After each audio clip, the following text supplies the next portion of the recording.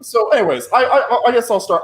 I saw Loki, and I was like, I liked WandaVision. I thought WandaVision was actually really good. We did a show about it here on the Film Fan Club. I talked about the first two episodes of Falcon and Winter Soldier. You and I were really skeptical of Falcon and the Winter Soldier because of its portrayal of the Flag Smashers group.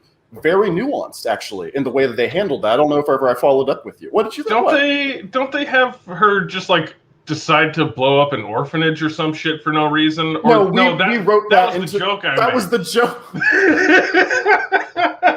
That was so. Wait, so what they do is they capture people. They capture some like soldiers and they have them prisoner, and then they're just like, all right, now murder these unarmed prisoners. Is that a thing they do? I can't remember. It's been a long time. I mean, I haven't watched it because I don't really go out of my way to spend time watching Marvel stuff now. But the elitist vibe is just... It's not elitist. Everybody else can enjoy it if they want. I just don't. Most of the time. And sometimes I do. I love Thor Ragnarok. Thor Ragnarok was great. Yeah, if only... say his name? Yeah, that is actually... I'm always confused. So yeah, it's been established. I enjoy Marvel things. You know, you enjoy Marvel things. And a lot of people... I watch a show... I won't say it, but it's a podcast. They have shat on every Marvel show to this point. So I'm like, I want to bring valid criticism to the table. I don't want to hate it just for the sake of hating it. Mm-hmm. I watched this first episode of Loki, John. Mm-hmm. It's terrible from the get-go. Immediately, not only does it ruin the stakes of this show, or at least for the first couple episodes or whatever. So first of all, ruins the logic of the MCU. Nothing is actually at stake in any MCU film ever, apparently. At least the ones to this point. Secondly, takes Loki from the ending of the 2012 Avengers movie, when he's at his peak, like being a villain type, you know? Mm-hmm. And it makes it to where he is immediately like defeated by the TVA. So this is a character that we're supposed to like respect on some level. That it took the Avengers to, what? Can we say spoiler alert? Yeah, because I can't really talk about it without spoilering because yeah. Yeah. So the episode came out on Wednesday, the third episode, and so this, by the time anybody's watching this, I'm assuming they've seen it. So yeah, let's. Well, no, seriously. But so yeah, the first episode ruins the logic, and yeah, let's start there. What did you think of the first episode, John? You know, I think that to an extent, I think you're right. Like my initial reaction to what they were doing with the Time Authority, whatever it was called, the TVA, my initial thoughts were like, oh, okay, so everything that happens only happens because these all-powerful beings. Loki keeps calling them lizards, but they don't exactly look like lizards. These all-powerful beings are pruning aberrant timelines, and so you can't do anything unless they approve of it in the like narrative, which and Loki even mentions, he's like, oh, okay, so I don't have any free will then. None of us have free will to do anything. We're just pawns. And that's a good point. I mean, it's like if there is an all-powerful being who has control over all of time and space, yeah, then what is the point of anything? Like any version of Avengers, any version of the Battle of New York where maybe Tony Stark doesn't stop the nuke from blowing up New York, or Loki wins. Like any of those versions, they happen, and the timekeepers are just like, nope, undo that, reset the timeline. They're just gonna, like I made a joke, like restore the last save checkpoint, and for them instead, like here you go, try again, you know. And it's like that's not fair, right? And so watching those now with that knowledge of what the canon of the universe is, does sort of, you know, remove some of the tension. Now, at the same time, we haven't finished Loki yet. So it's possible that at the end of the show, they go, actually, the TVA didn't exist until Loki escaped, because actually the timekeepers are like a future version of this Loki who figured out how to manipulate time. So is that something that actually, is that true, or did you make that up? That's just a theory that I Because you have. said that in the text, in our text conversation, and I was like, wait, did that get revealed? So I rewatched episode 3, like waiting for that reveal, and it None never of that came. is revealed. None of Okay. that is even really hinted I'm at. on the It's just same my page with theory. you to a degree. Like, I understand, like, I think, yeah, this is the sacred timeline because this is the only timeline in which at the end of it, the timekeepers are created. You know what I mean? Right. So really, Yeah. instead of being sacred, it's just selfish. That was Right. good. That was good. And then it makes sense in that the timekeepers, if they're Loki or versions of Loki that want everything to stay exactly how it's going, it would make sense that they would allow the Avengers to beat Loki, because unless the Avengers beat Loki, then Loki can't get the Tesseract and escape and create a time variation that allows him to eventually become the timekeepers. But this is all if we're assuming that the writers of Loki are good. Yeah. Which is, you can't, I mean, episode 3, we'll get into it eventually, but episode 3 was such a drag that it's just like, I don't know if I trust them to actually do that. Mm-hmm. You know, that's like, if I were writing it and I wanted to make it make sense and be good and not remove tension from the whole rest of the Marvel Cinematic Universe, that's one way that I would do it. Let me bring in a thing. Again, this is man, I'm so freaking good at this. And at the same time, yes, sir. It's like the tension in the Avengers movies never comes from will they succeed or won't they succeed. Fuck yeah, it does. Infinity War, man. Even in Infinity seriously. War. No, okay, look, even in Infinity Wars, right? The first Infinity Wars is the first one. Endgame is the second one. Even in Infinity Wars, you knew that it was going to be a two-parter, right? Right. I mean, yeah, like, and in so the logic, you knew that Infinity Wars that was going to end with them losing. Well, but sure. Like, you could say the same fucking thing about Empire Strikes Back, The Dark Knight, any of those. But Empire Strikes Back, the Star Wars franchise, doesn't necessarily have to end with everybody being alive. Like, the only person that the cinematic universe lost in the Endgame is Iron Man, because we all knew that Robert Downey Jr. didn't want to do it anymore. Yeah. So you know what's going to happen Endgame wise, right? Based on real world stuff, because the Marvel Cinematic Universe is never going to kill Spider-Man when they can milk him for another 5 movies. Right. The Marvel Cinematic Universe is never going to have half of the population of the universe disappear in black sand and then end Endgame with the surviving characters actually having to cope with the fact that they've lost friends and loved ones, which would be way more interesting. Well, they kind of do in the first half of the movie. They do in the first half of the movie, but then you know what I wanted to see? I wanted to see a Captain America movie. Wait, did Captain America disappear? At the end, at the end of the Endgame, he went away. No, he didn't disappear in the snap. No, he. Okay. You do not give a fuck about Marvel and its shows. It's been a long time since I watched them, okay? You're like, was Captain America even in Endgame? Which one was that? I wanted to see... oh, yeah, that's right. If he's in Endgame, he couldn't have disappeared in the snap. Right. I wanted to see a Captain America movie where Captain America had to live in the world where half the population disappeared. Instead, what we got was that weird little montage where Ant-Man came back, and, like, for some reason... there was garbage piled up because after 5 years, nobody hired new garbage men. There weren't, you would have a baseball league, right? It just wouldn't be quite as good. You'd have lost all your really good players, all your A-Rods and your somebody there, though, yeah. Right. You'd just recruit new people. What are the odds that in half he just randomly chose half the population to kill? What are the odds that those half happen to all be trash cleaners? That's so weird. Every garbage man just happened to be... You know what it was?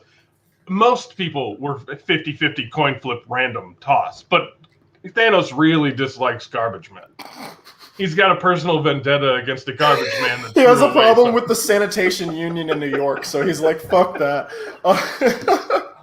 The sanitation person in New York might be the next mayor of New York, actually, it seems like. They've been following... Yeah. We're not going to talk about politics. I haven't been following New York's politics. We just know Andrew Yang didn't win, and I have no opinion on that.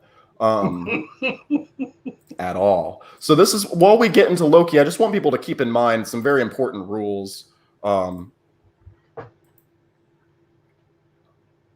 don't have audio. You don't have audio. Nope.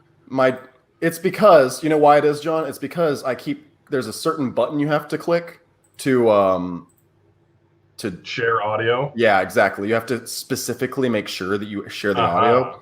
Bullshit. Hate it. It's like, what do you think, that I'm playing like copyrighted material or some shit? What is that? All right. If I'm still frozen in 1946, as of when I travel back to 1969 and I was frozen in 1967, presumably I could go visit my frozen self. But if I'm still frozen in 1967, how could I have been unthawed in the 90s and traveled back to, oh no, I've gone cross-eyed. Oh, that cuts off the best part. Oh my gosh. No, I just think that you just should sit back and just enjoy yourself. That goes for you all too. I mean, this like a thing that time travel movies, like, they all do now. Right. You know, it's like Looper, where Bruce Willis is like, well, I could sit here for 5 hours and explain to you how time travel works with straws and wrappers, but you still wouldn't get it. So fuck off, you know? And to an extent, I get it, but I also like knowing what the rules are. Yeah. So Loki does this thing where Loki, the character, goes like, oh, okay, but I'm only here because the Avengers traveled back in time, fucked it up, and dropped the Tesseract right at my feet. Right. How am I not supposed to have picked that up and escaped? Of course that's what I was going to do. Where were your timekeepers there? And the judge is like, well, that was supposed to happen.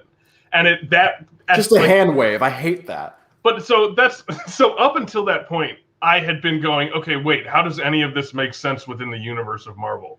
Yeah. How does this affect this? How does this relate to this? And then the judge did that, and I was like, oh, okay, this is one of those, just shut the fuck up and trust that the rules that we tell you are the rules.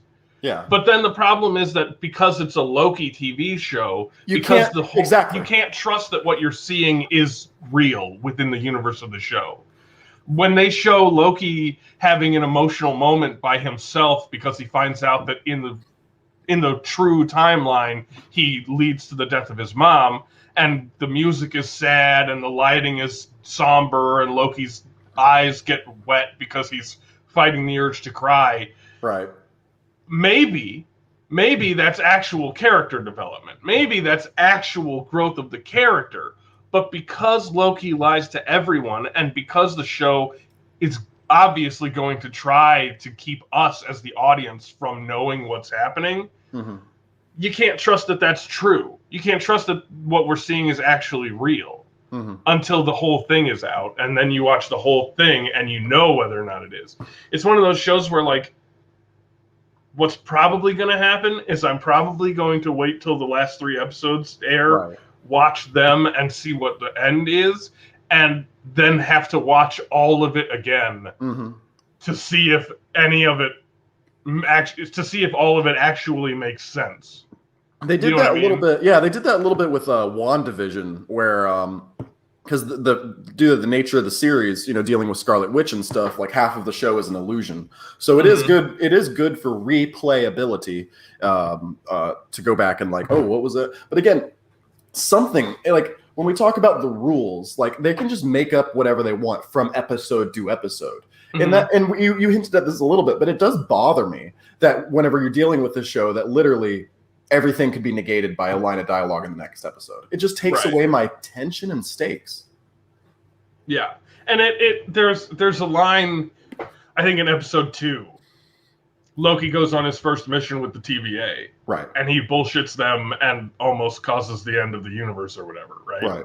And then they come back and Owen Wilson's character, I did not know Owen Wilson was going to be in it. So he showed up and I was like, is that Owen Wilson? Jeez. I love that you didn't know that at all.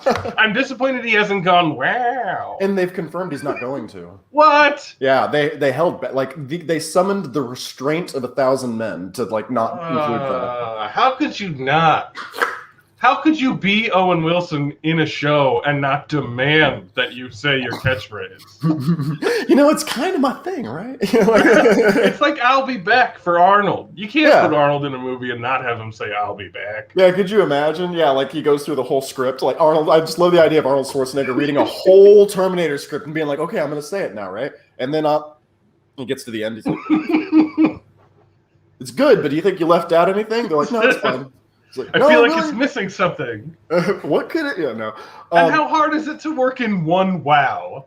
Really, there's I watched this is lame. I watched a compilation of how many times he says "wow" in his filmography, and there's multiple movies where he says it like 3 times throughout. Right. Just take one of those wows, put them in Loki. You know what I mean? Like, I wonder if it's Owen Wilson saw that compilation and got sensitive about how he says wow. So he was like, you can't write my character saying wow. I'll be in your stupid comic book TV show, but I will never speak the word wow. I will never. I wouldn't be surprised. Yeah. I don't know. Episode 1, I think. What did I write to you about? So I hated episode 1, and then I got into episode 2, and I started to be like, okay, this is kind of better, right? Like it started to build the tension. So what was your kind of progression with that? Because I love that cliffhanger to episode 2. I think once I was like, oh, okay, so the point of this is to just not give a shit about its effect on the rest of the Marvel Cinematic Universe. I kind of liked the rest of episode 1. I liked the psychological deep dive into Loki's character because the rest of the cinematic universe has kind of sort of shown us that, like Loki's character do that progression. In one, I don't know. I just thought it was a cheat code.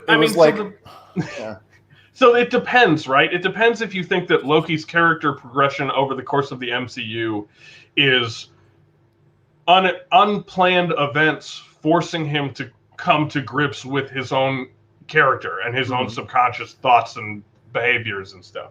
Because the I hurt people because it's how I assert my authority and it's how I protect myself from other people that want to hurt me. Right.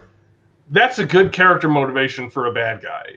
It's an interesting character motivation, and then it's good, especially if he's going to be the main character of a TV show and you want him to be an anti-hero, right? Right. That's all good. It just depends if you view it as all of that subconscious stuff that was in that led to Loki's character growth was all there from the beginning, and it was just the unplanned events and his interactions with Thor over the course of the universe. Because if you think that it was all there from the beginning, then it kind of works, because what that means is that Owen Wilson was basically functioning as Loki's therapist.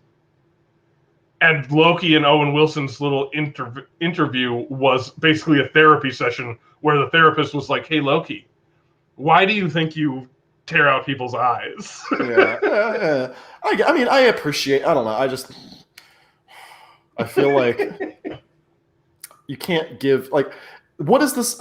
You can't give somebody that many movies worth of development in one, unless like you're saying, it's there from the beginning. So not only does the show establish that free will does not exist, does it establish that does it take a firm stance on the nature versus nurture theory as well? It seems like.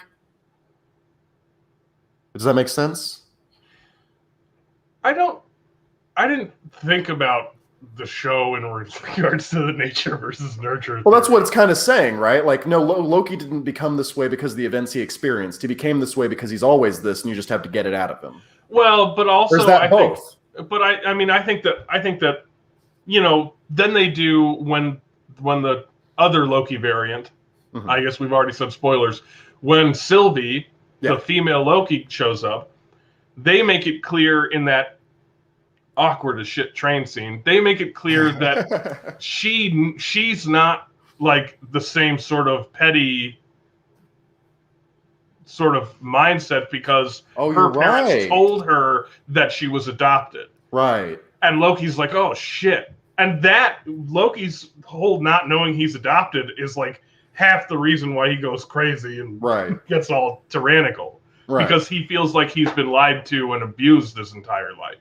You know what I mean? Right. And she doesn't really have that because her parents told her. And she's just a more well-balanced, Right, and I think her character motivation is that her parents died in some avoidable way, or the TVA maybe killed her parents, and so she wants to destroy the TVA too because she loved her parents, and the TVA taking her parents away from her is what caused her to turn evil, right?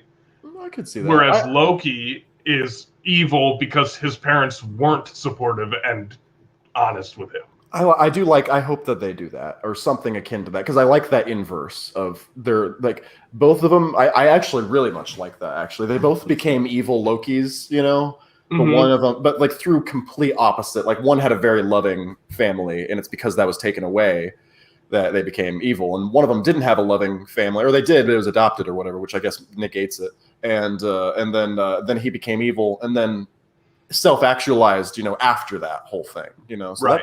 That's really interesting. Oh fuck! But again, that requires your camera froze. No, you're but good. Again, that requires that the writers be doing that intentionally. Yeah. Which you can't know that the writers are doing that. There are so many shows where like Game of Thrones, right? Game of Thrones has all of these possible threads that could have made what was happening good. But then it didn't follow through with it in the end, and so what ended up happening wasn't good, right? Right. And so then you just spent 8 seasons watching hour-long episodes of stuff that you were like, is this going to be explained? Are any of the character motivations going to be reasonable or valuable? And then they weren't, you know? But Loki's only 6 hours, so it's not 8 seasons of time dump. Right, yeah. So that was episode 1 and kind of 2. You thought that episode 2 was so you kind of did you start to enjoy the show? Could you say from after you get past the original thing and then all the way through episode 2 or what? Yeah, I mean, so episode 1, I was like, okay, this is really. I like the weirdness of it. I like the bureaucracy, the bureaucratic like world of the TVA was interesting. I think like the aesthetic. It's a fun like contradiction. Like it's like the universe is so crazy, you know what I mean? And the thing that runs it all is like the 60s-esque like business. You know, that's kind of fun. Yeah. Go ahead. Right. But I didn't like, I was kind of off put by its implications for the rest of the cinematic universe. But then once I was like, all right, so so they're just telling me not to worry about that. Cool. So then I sort of enjoyed the second half of that episode. And then the second episode, I did like a lot, really. I liked Loki and Mobius. I liked their interactions. Right. I liked learning about the TVA through watching Mobius interact with other parts of the bureaucracy. And I liked some of their conversations about like Loki's questioning to Mobius about whether or not any of the stuff is real. Like, how can Mobius believe in the TVA if he's never met the Timekeepers? All that sort of stuff is pretty interesting, like psychological sort of debate stuff, like, all right, so you have a true glorious purpose, not because you were assigned a glorious purpose, but because you decide to believe that this thing you're doing is your purpose. Yeah. It's some interesting stuff that I hope that in the later episodes they, extrapolate into like in episode 3 we learned that the agents of the TVA are all just variants that have had mind wipes, right? Right.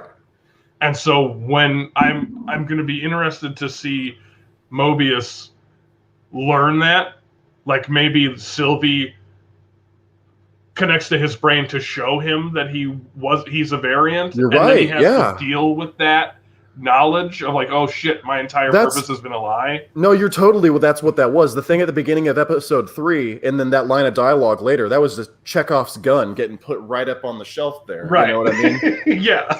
So, I mean, but if they don't do that well, it doesn't matter. Like right now, we're in the moment of potential kinetic energy, right? It's like, oh, okay, there's a bunch of things that could be really cool Mm-hmm.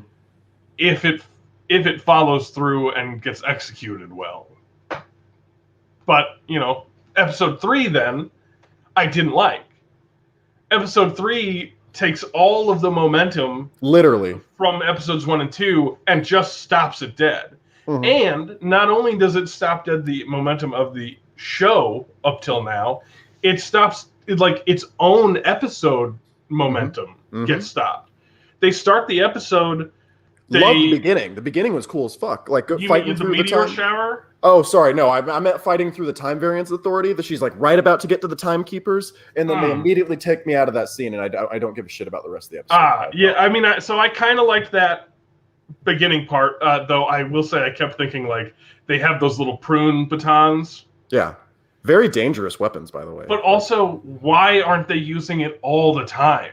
Like, all the timekeeper guards kept trying to punch Sylvie, and I was like, in your other hand, you have a thing that eliminates them immediately if it touches them. Yeah, we've seen it accidentally prune a cart full of like infinity stones. Yeah, get three get three guys to run at her doing this, and right. You're done. She's done. And you don't even have to stab because the head guard lady, I can't remember her character name, she swings it at Loki and he disappears in episode 1, and it swing hits the cart that has the infinity stones on it. Mm-hmm. And the cart disappears. So it's not even a direct stab tool. Yeah, she could catch her clothes. You just touch it. Gone. Yeah. Right. So why don't they have a whole fighting martial arts that they developed specifically around just using the pruning tool? And then Sylvie keeps taking them from guards and using it on guards and then dropping them. Can't see any use for that in the future. Yeah. Right. Can you prune a door?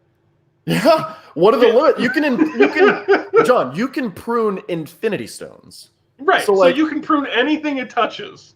Like, why can't you prune a door unless, right? Like, what do they say? The devil's advocate, like, because it's a door in the TVA, and the infinity stones are from outside the TVA, like they're powerless, and the door would be powerful. Maybe I don't know, but the cart that the infinity stones are in is from the TVA. Oh my fucking god! Yeah, and the pruning doesn't continue down the cart and then into the floor, so it's not like you could start a critical reaction where you prune a door and then the walls around the door. Yeah, if anything, if it spread, it would just be a big hole or whatever. Right. That'll be it. Yeah. So she could have just kept, but that's me being nitpicky about an action scene. I think that's a good point, though. I don't know if we're gonna nitpick every bit of logic with the time travel. So you did or didn't like the meteor shower? So I thought the meteor shower was fine. Mm-hmm. It's a little weird that they can sometimes know where a meteor is going to hit and pull each other out of the way, but then they don't know where the meteor that's about to hit them is going to hit. Mm-hmm. But fine, you need that action pump. We have to escape the meteors, right? Well, you mentioned the change of pace, yeah, like where it goes from like, oh, we got to run, there's meteors falling everywhere, to like, oh, we got to get over there, let's just walk. Right. So they teleport to this planet. There's a meteor shower apocalypse happening. They're like, nobody survives, we're gonna die. They run across the open field with explosions happening all around them. They're saving each other from meteor showers. They get to the shelter. They have a little exposition dump. And then they say, okay, here's what we have to do. We have to recharge the energy in this tablet. Let's go find an energy source. And then it immediately cuts to long, wide shots of them walking slowly across empty ground with meteors still impacting behind them. Mm-hmm. So the show is like reminding me that threat that I was just watching still exists. Yeah. But for some reason, I'm not supposed to be tense about it. For some reason, they don't have to worry about getting hit by them. And it like, I get why they would do it, because functionally they need to use this episode to info dump a bunch of shit about the characters and to do some, make Sylvie seem relatable, even though the first 2 episodes build her up as this horrifying devil monster. So that's the contradiction. Well, maybe that's intentional. Like maybe she's just misunderstood, and we'll realize that as we go along. But like, it simultaneously makes Loki, our version of Loki from 2012, a bitch compared to Sylvie, you know? And she's they do. Hang on. And then and then we meet Sylvie, and then she's incompetent. Like, what the fuck? Like, Yeah. They make a point of, like, differentiating the different things that they're good at. Like, Sylvie is a better fighter, even though in every scene where there's a fight, Loki still kicks the shit out of people. Right. So I don't know if Sylvie is actually a better fighter than Loki, or if the point is, I don't really know now that I'm thinking about it. But they make a point of being like, Sylvie is a fighter and can enchant people's minds, and Loki is the illusionist, diplomacy, charisma, liar type guy, right? Right. So they tell us these are the things our characters are good at. But then they tell us that and immediately show them failing to do those things, which is just like, I get it, because Marvel is a happy, fun comedy tone, but it just means that you're telling us one thing and showing us another thing. Like, they bluff their way onto the spaceship, and they're terrible liars. Awful. They still get on because the guards are incompetent dumb shits. Yeah. But we, as the audience, are watching them be terrible liars, and it's kind of funny because Marvel wants to have that happy, funny comedy tone, but it also says, hey, we're going to tell you these people are good manipulators and then show you them being incompetent, bad liars. Which is just such a weird We say it all the contradiction. time. We say it all the time. Show, don't tell. When you're trying to build out your at the very least, don't tell me something and then show me something else. Right. Yeah. You literally do worse than the bare minimum, which is show, don't tell. Worse than that is just tell me. And then worse than that is tell me something and contradict it immediately, which the show does several times. Yeah. Shit. So the third episode is garbage. And then Go ahead. Were you going to say something? I was going to go on a rant about the bisexual thing. Go ahead, though. I just think I don't know. It's like, congrats, guys. The villain is gay. Shut up about it. It makes sense for Loki as a character who can change his, we have never seen him have we've never seen him have a relationship with a woman, to be fair. But again, we talk about show and don't tell. It's like whenever Star Wars: The Rise of Skywalker had a background character kiss another woman, and it's like, Star Wars is gay now. Shut up, Yeah. And so, at least it makes sense for the character, like, right. Yeah. Not the stuff that they've told us about the character, but like, they say he's bisexual or gender non-conformative, or his file in the credits, fluid. Yeah, gender fluid. That's what they say it is.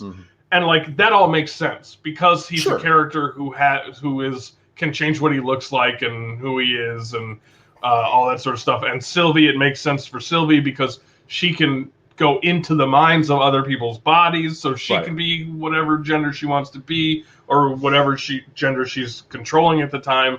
Right. But it is weird.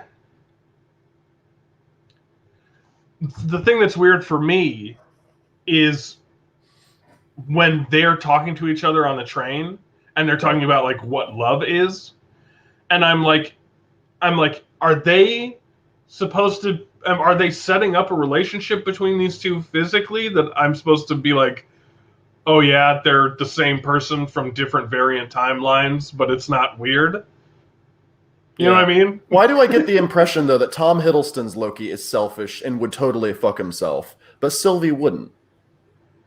Yeah, that's another thing. I was like, you know what I get? Like, I get if they do something about, like, it's not really love, but it's actually Loki convincing himself that his own narcissism is the same thing as love. He doesn't need love from other people because he loves himself so much. And then maybe they do a thing about how that's delusional. Or it could be a really weird metaphor in terms of how, like, you don't need another person to make you happy. You make yourself happy, kind of thing. That could be it too. But that's another thing that's like, maybe they're doing something with that. But maybe the writers were just like, oh, we have a female Loki and a male Loki. wouldn't it be funny if they make out? Yeah. You know what I mean? And it's Marvel. So I can't, like, Marvel sometimes has good writing and sometimes has dog shit writing. And so I can't be like, Yeah.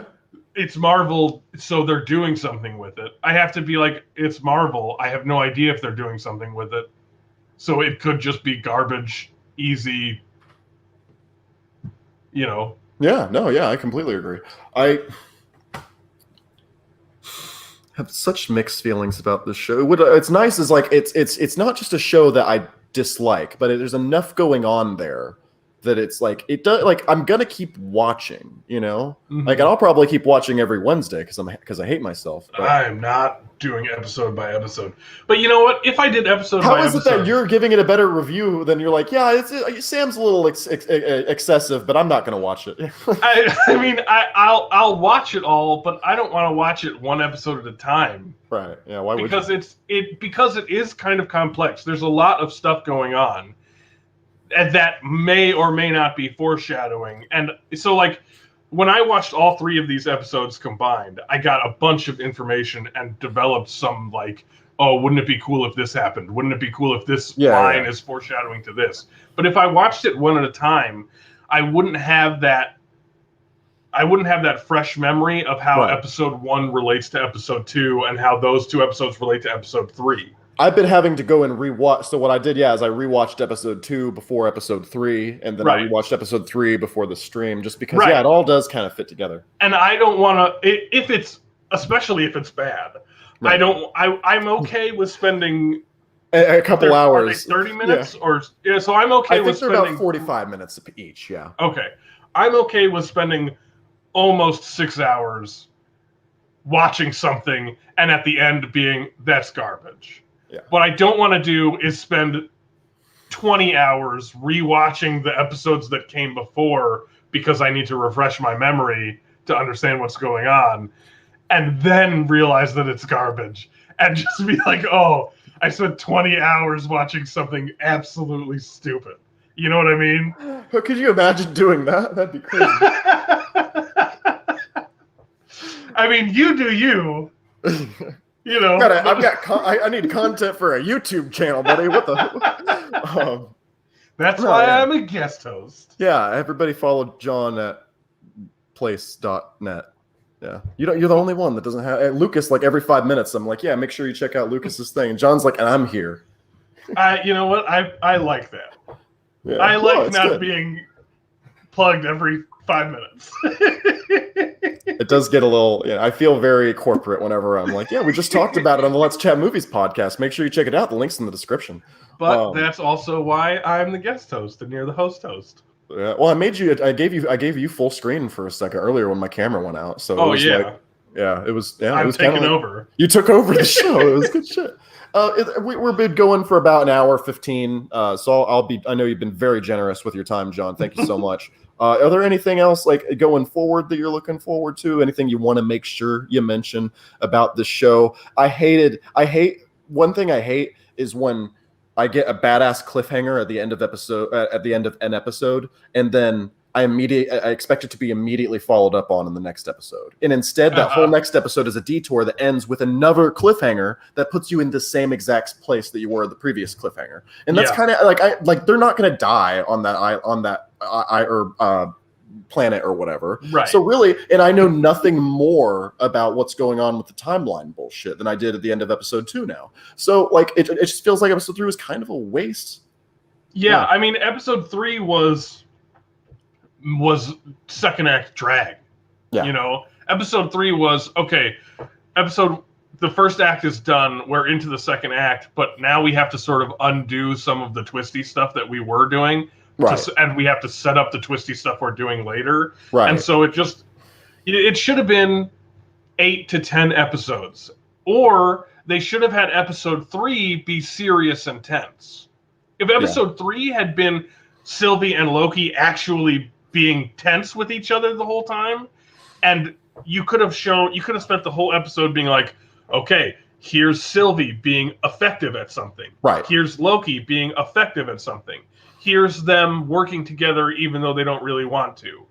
you could have made it tense and not jokey. And I think the show could have taken one episode that wasn't classic Marvel joke after every, line, and I think that would have been better, because I think it would have maintained some of the momentum and tension that episodes 1 and 2 had, where, the point of those episodes was that they were after the Loki variant that was sticking it to the TVA, Right. It's supposed to be all intimidating and scary, and then you meet her in the end of episode 2, and Loki goes to chase after her, and then episode 3 they're back to being kind of they're basically the exact same person, right? And the city fight scene, garbage. Yeah, they should have. Are you talking about the end when they're trying to right before the thing blows up at the end? Yeah, when they're trying to get to the arc ship. It's kind of cool that it's a tracking shot. But the problem with it is that they don't establish where anything is or where they're trying to get to. You're right. Yeah. So guards just come out of nowhere and fight them. Like there's how many guards are there? How big of a threat Why are the guards doing this? Why do they care when they're about to die? Yeah. The ship that the guards are protecting is about to leave the planet and leave them to die. So at what cops. So let's assume that they're cops, right? No, a better show. You're right. A better show would have something to say about that. Whereas this show, they're there because they need to be. Right. They're there because they need somebody to fight. Right. Also, just gonna say, complete waste of holding out for a hero. You should have done that at the end of episode 3. That would have been a better use. What the hilarious thing for me is that I've been recently I rediscovered that song. Yeah. And so I've been jamming out to it every time. I'm like, oh, what do I want to listen to while I do this? Oh, Holding Out for a Hero. I saw it in in episode 2, and I was like, oh shit, this song slaps. And then, but it didn't really do anything for the scene. No. And you're right that if they had put it in the city scene where they're trying to get to the ship to take off with it and survive, that would have been better. And then it would have been anticlimactic when the ship blew up. Literally, you can end it with, "I'm holding out for a hero." Boom, and then tell Loki's face, and he's just. Then credits. That would have been cool. Right. I mean, it's kind of cool, the way they actually, no, it wasn't cool. Fuck it. No, the song would have made it. The song would have made that scene for me. Just the song, and a little bit of information for the audience about where everything is and why it's there. You know what I mean? Yeah. It's just. I've mentioned it before. There's a really good video about how in The Dark Knight, the scene. Have you seen this? The scene where the Joker tries to kidnap Harvey Dent. The chase scene under the highway or whatever. Yeah, with the bazookas in the truck. Yeah. That's also it works, but it shouldn't, because the way a director breaks down the way Chris Nolan shoots that scene, you really if you try and follow it, you kind of have no idea where anything is, in the whole thing. Literally, it's that problem. But it's a scene, and it just works because the Joker's shooting a bazooka. It's awesome, So but it is kind of funny. So yeah, it's just very important, unless you're Chris Nolan, to. But seriously, it is usually important to make sure that your audience has a clear understanding of what's happening in the scene, and Loki failed at that. Right. So overall, is Loki worth a Disney Plus subscription? Yes. No. Is it worth watching if you already have a Disney Plus subscription and or can get it some other way?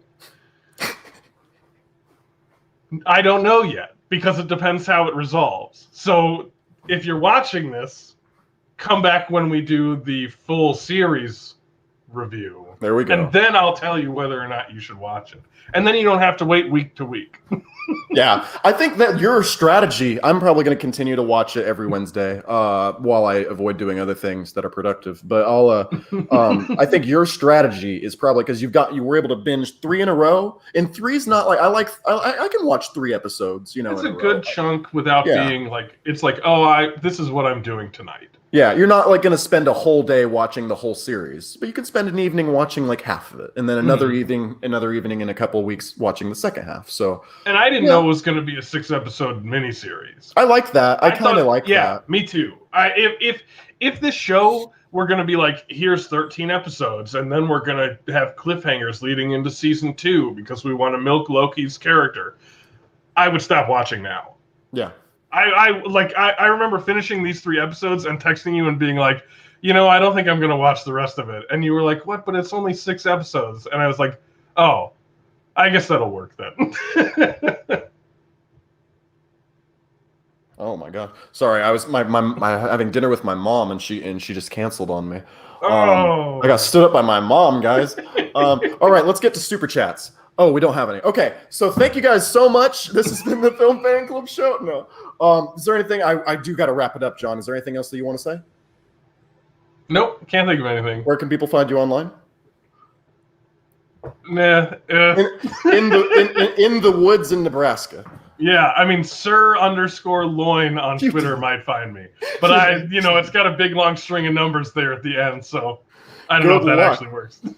I got a random like on a tweet that I had sent you one time, and I from an account that I don't follow, and I was like, there must be John's. Was the avatar a steak with a knight's helmet on yes, it? It was, yeah. I remember because I went to the page and it seemed like stuff that would be in your bio, and then I remember you telling me separately that you have a complicated Twitter or whatever, and I was like, oh yeah, this is John's random ass account. Yeah. All right, thank you guys so much, John. It's always a pleasure. I'm Sam Carrico. I did this handy little thing right here. I don't know if you can see it. It says @SamuelD Carrico. So you can find me on Twitter and Instagram. Links are in the description of this video. Thanks so much to our friend Lucas Ledane who joined us. Make sure you check out the Let's Chat Movies podcast on his YouTube channel at any time. He's editing it soon, so he doesn't have live stream capabilities like me, because I'm awesome. And with that, John, thank you so much. I'll see you guys next time. Bye.